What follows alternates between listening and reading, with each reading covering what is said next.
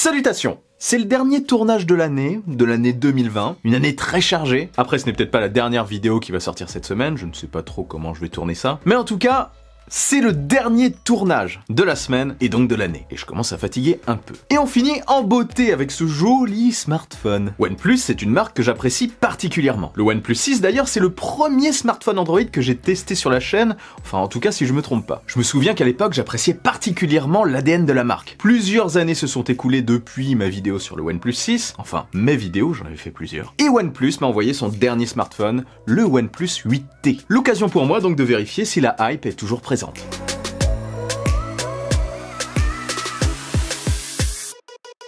Déjà à la réception et à l'ouverture de la boîte, j'ai retrouvé le sentiment ressenti lors de la découverte du OnePlus 6. Tout est soigné et plutôt fun avec ce rouge encore plus présent sur à peu près tout. La boîte, les documents, les stickers et surtout le câble de charge. Perso j'adore, ça change et c'est aussi leur marque de fabrique. Tout ça est très bien soigné. Le OnePlus 8T est disponible en deux finitions, Lunar Silver et Aquamarine Green. Comme vous pouvez le constater, c'est donc cette dernière couleur que j'ai. Il est aussi dispo en deux capacités de stockage et de RAM, 8 Go de RAM et 128 Go de stockage pour 599 € et 12 Go de RAM avec 256 Go de stockage pour 699 €. Et c'est ça que j'ai ici. Franchement, pour 100 € de plus, avoir plus de RAM et multiplier le stockage par 2, ça peut être intéressant. Pensez-y. Côté design maintenant, le OnePlus 8T est plutôt réussi je trouve. Même si à mon sens il est un peu épais, il tient bien dans la main et les bords plus fins donnent un sentiment de finesse quand même appréciable. Le dos de l'appareil en bleu-vert comme ça, franchement je trouve ça vraiment réussi. C'est très rafraîchissant, j'aime beaucoup la couleur, ça claque. En bas on retrouve les mentions obligatoires,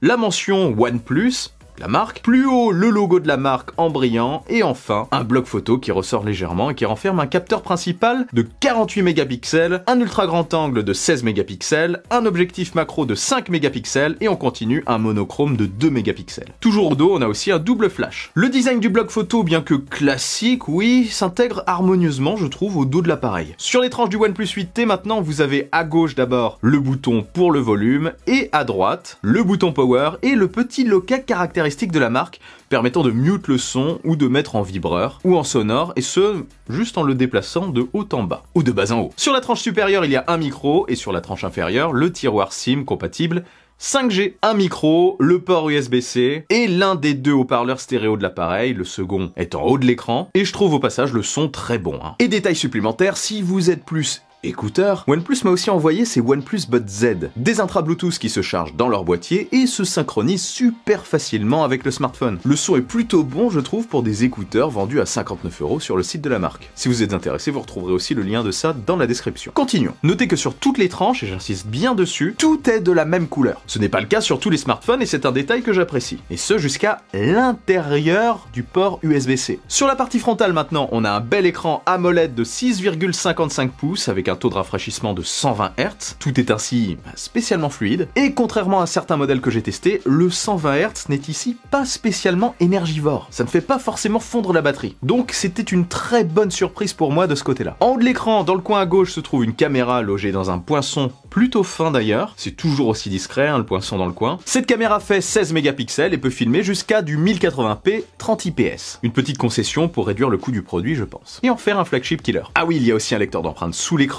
Il est très réactif, bien positionné. Je n'ai rencontré aucun souci lors de mon utilisation du smartphone. Côté navigation, maintenant, j'ai tout de suite retrouvé le plaisir d'utilisation de la surcouche très épurée de OnePlus. OxygenOS est très proche de l'expérience Android pure que j'adore. C'est fluide, simple et efficace, avec bien sûr la patte de la marque un peu partout, mais ça reste très discret. Tiroir d'application, appel de Google Assistant depuis les angles de l'appareil, etc. Enfin, tout est vraiment fluide avec ce bel écran de 120 Hz et c'est vraiment cool. L'écran est aussi un régal pour regarder des vidéos, des films, des séries, et même pour jouer, propulsé par le puissant Snapdragon 865 et dans mon cas 12 Go de RAM, pour moi au passage l'expérience sera similaire avec les 8 Go de RAM aussi, eh bien vous pourrez faire tourner tous les derniers jeux sans réel souci. Côté photo et vidéo maintenant, les photos de jour sont bonnes de manière générale. Il y a une belle restitution des couleurs, elles sont précises et souvent réussies, aussi bien sur des photos de paysage avec l'objectif principal, qu'en zoom x2, parce que je le rappelle, ce smartphone n'a pas de téléobjectif, ce sera donc un zoom dans l'image. Mais en général, de jour en tout cas, les résultats sont plus que que satisfaisant. En ultra grand angle, c'est bon aussi, c'est devenu un capteur incontournable sur tous les smartphones maintenant. De près, sans macro d'abord, les photos sont aussi précises, très détaillées, et avec l'objectif macro, par contre, il ne faudra pas trop bouger. J'ai toujours du mal avec ces objectifs, moi. Après, quand c'est fixe et bien lumineux, on peut faire des trucs très sympas. Sinon, les photos de portrait de face d'abord sont réalistes et le détourage reste bon. De dos aussi, je trouve les résultats vraiment sympas. Le flou d'arrière-plan est en général bien maîtrisé sur cet appareil. Concernant maintenant les photos de nuit. Quand on s'applique, c'est très réussi aussi et franchement bien détaillé. On voit des choses imperceptibles à l'œil nu. J'ai eu quelques ratés après, quelques flous. Est-ce lié au froid qu'il faisait au moment de la prise de photo, qui me faisait un peu trembloter? C'est possible. Mais bon,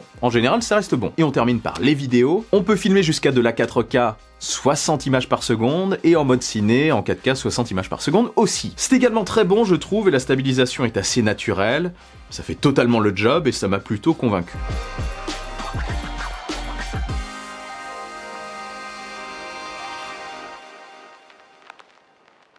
Sinon de face, c'est plutôt pas mal aussi et j'aime bien la stabilisation. On termine par un autre facteur important, l'autonomie et la charge. Déjà la charge, c'est tout simplement génial. Avec le chargeur fourni, on peut faire du 0 à 100% en 38-40 minutes. Déjà rien qu'avec ça, vous serez totalement tranquille. Vous pourrez faire une charge rapide au cours de la journée. Mais en plus, le OnePlus 8T a une autonomie de dingue. Il tiendra très facilement un jour et demi en utilisation prononcée et si vous faites attention, il tiendra facilement 2 journées. Et si on ajoute à ça la recharge très rapide, franchement, il n'y a aucun souci. Une petite charge de 10 à 15 minutes et vous êtes bon. En fait, il ne lui manque que la charge sans fil. Mais bon, vu sa charge rapide, ce n'est peut-être pas indispensable. Bref, avec ce smartphone, j'ai pu constater que OnePlus maîtrise toujours autant la conception de produit. Il est puissant, bon en photo, propose un bel écran AMOLED avec un taux de rafraîchissement de 120 Hz qui ne bouffe pas la batterie. Son OS est propre et fluide, et sans parler de l'autonomie. Et franchement, le prix pour tout ça est vraiment justifié. C'est un excellent smartphone. Les seuls défauts que j'ai notés, parce que il faut quand même en trouver, il y en a toujours, même si là c'est un peu compliqué, c'est